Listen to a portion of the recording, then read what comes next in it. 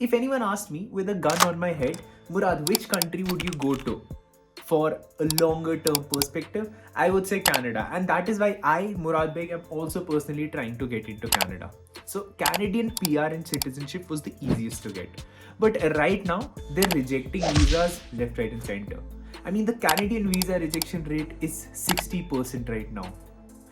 My DMs are full of people telling me that their visa got rejected, to a point where people with absolutely amazing profiles are also getting a visa rejection. I mean, a person who studied in the best university of India, a person who had the best score in the top 10 percentile, even those people are getting a visa rejected. Then you have US. In US, the wait time is just 400-500 days if you do not want to wait that long.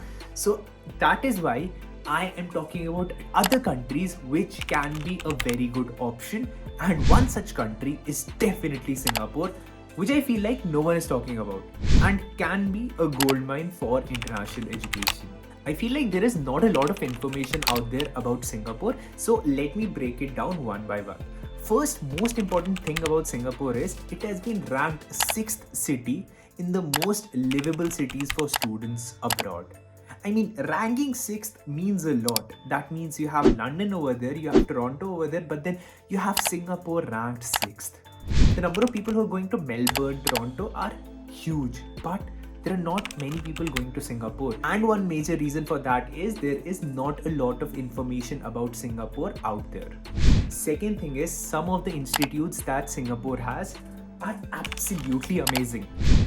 I mean, National University of Singapore has a QS ranking of 11th. Singapore Management University has a 36th ranking for business and management.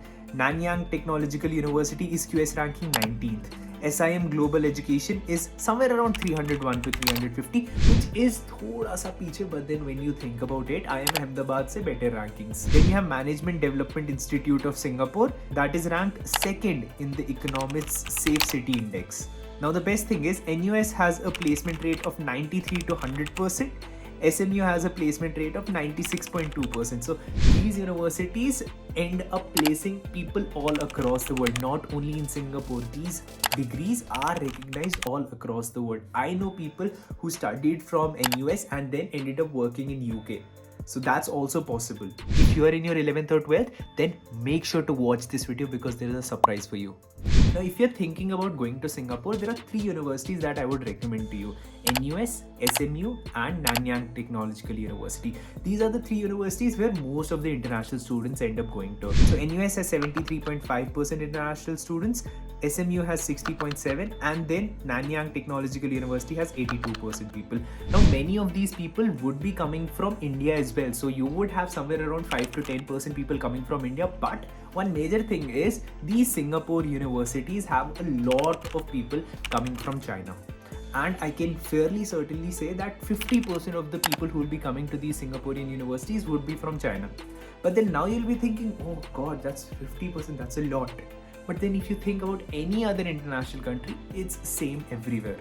If you think about Melbourne, all the universities that you look at, if you're looking at a master's course, at least 95% people would be international students. In a class composition of 50 people, only 1 person would be from Australia. If you look at Canadian PG diplomas, only 1 person would be Canadian. Because ideally, when you're looking at it from a master's perspective, all these students do not require a master's. So if you do a bachelor's from any of these countries, you do not require a master's. So let's suppose you do a bachelor's from Singapore, or let's suppose you do a bachelor's from Australia or Canada. Then you do not require any other degree. Your undergrad is more than enough for you to fetch a job. But then when you come as an international student, you have to go for a master's, and that is why in all your masters you'll find majority of the people to be international students, and in these international students you'll find Chinese first and then Indians. And that would happen in Canada, that would happen in US, that would happen in Australia, that would happen in Singapore as well, and UK, but not that much in UK. As opposed to Dubai. In Dubai, you'll have mostly Indians and then Pakistanis and then Bangladeshis. Also, according to recent data, Indians going to Singapore have increased by 25%. So that means people have started to get more information about Singapore. So that's a good thing. Now, the most important point why I was making this video, I hope you're watching this video till here because now you're in for a hell of a a ride. Now, the thing is, Singapore government comes out with a tuition grant scheme. Now, under this tuition grant scheme, if you are an international student and you're coming to Singapore for an undergraduate or a diploma course, and you sign a bond with Singaporean government and you state in that bond that you will be working for the Singapore government for 3 years after your completion of the course. Now, anyhow, once you go to a country, you plan to work in that country, right? If you get a chance to work with Singapore government, and that you won't be paid less, the money would be very good.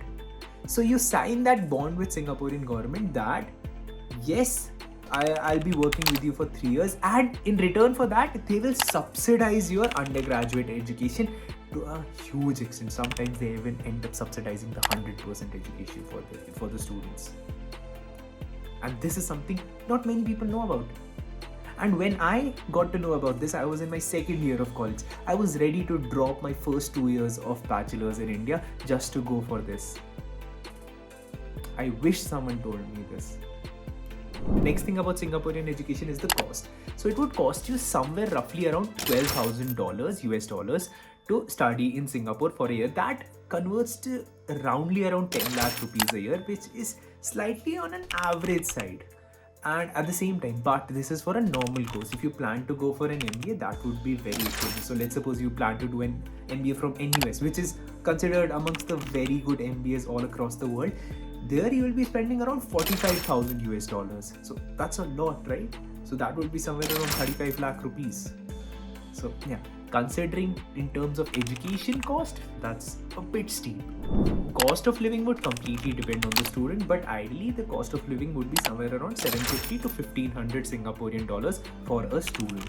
In terms of scholarship, Singapore ends up giving you many scholarship options. So first of all, you have the Singa scholarship, on which I've made a video. I'll leave the link of that video at the end of this video. Then you have Commonwealth scholarship. Then you have ADB Japan scholarship for developing countries in Asia. Then you have NTU fully funded scholarship. Then you have Lekong scholarship. Then you have Singapore government scholarship. You have ASEAN scholarship. You have INSEAD scholarship. So INSEAD also has 3 types of scholarships. So there are many scholarships that Singapore always has. In terms of the hours that you can work 16 hours a week. So that's slightly lower than Canada, but then I hope you know that Canada has waived the 20-hour work requirement for a student. So if you're planning to go to Canada till 2023 December, you can work in Canada as many hours you want. Not even 20, as many hours you want. Same goes with Australia. But with regards to Singapore, that's stuck at 16. The post-study work visa, ideally you'll be getting a post-study work visa. So they call it with a different name, but to make it simple for you, you will be getting a 1-year post-study work visa. So that was with regards to Singapore. This is the video on Singa scholarship. So the best scholarships out there for Singapore, this is the video that you should be watching. And I hope you enjoyed this video, and make sure to tell me in the comment section if you have any doubts or anything about Singa scholarship.